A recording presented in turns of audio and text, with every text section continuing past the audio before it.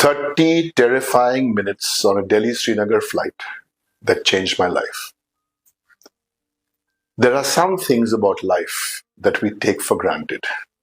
Sometimes that list includes life itself, whether we realize it or not. On Wednesday, the 21st of May, I boarded an Indigo flight from Delhi to Srinagar. Just another day in public life, just another flight. I take my usual seat at 19F at the emergency exit. Opting for that seat is an old habit. I'm on autopilot, doing all the things I normally do on a flight. 45 minutes in the air, halfway to our destination, there's an announcement over the PA asking us to fasten seatbelts. But there's absolutely no turbulence. 5 minutes later, we see lightning clearly visible as it stabs through the daylight. Now there is some turbulence, but it progresses rapidly. I realize this is not your regular turbulence. This is severe, the likes I've never experienced on my frequent flyer miles before. The plane by now is scarily tilting to the right. I'm acutely aware of this because I'm seated at the right-hand side of the Airbus A321neo. I'm accustomed to planes banking or tilting for a variety of reasons, but this does not feel like a normal situation.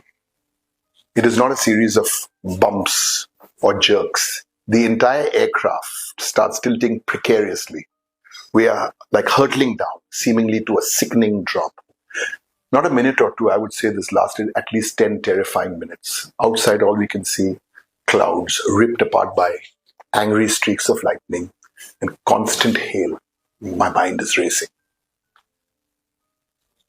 Now there are other noises in the passenger cabin, not the normal buzz of conversation or a meal service. By now people are screaming, praying, chanting, some are screeching.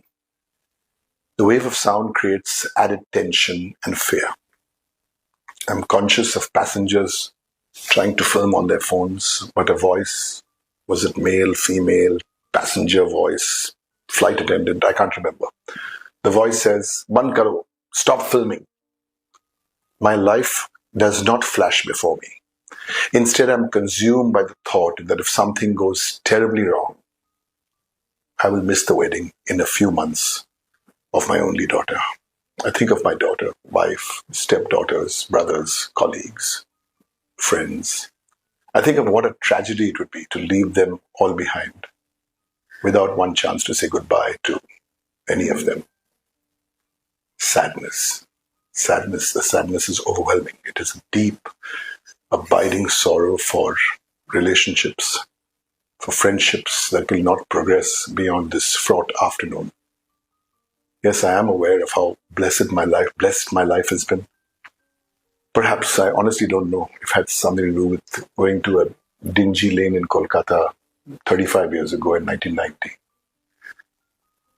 Where they housed the headquarters of a congregation of nuns. The setting was Spartan, almost awkward. 4 tackily painted wooden stools set out on a veranda overlooking a quadrangle. My first meeting and touching the hand of Mother Teresa, now Saint Teresa of Calcutta.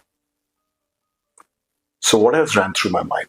I didn't think about politics. I didn't think about Parliament. I didn't think about the number of followers I had on X or Instagram. I was focused on the people who I love, people who mean the world to me, people who have been an important part of my life. I prayed to a higher being. I made a pact to be good. My colleague, 2 seats away, had felt the tension too. We had battled our fears in our own ways. He was bathed in perspiration. He looked as if he just stepped out of a shower. At the time, I didn't think to ask him what I looked like.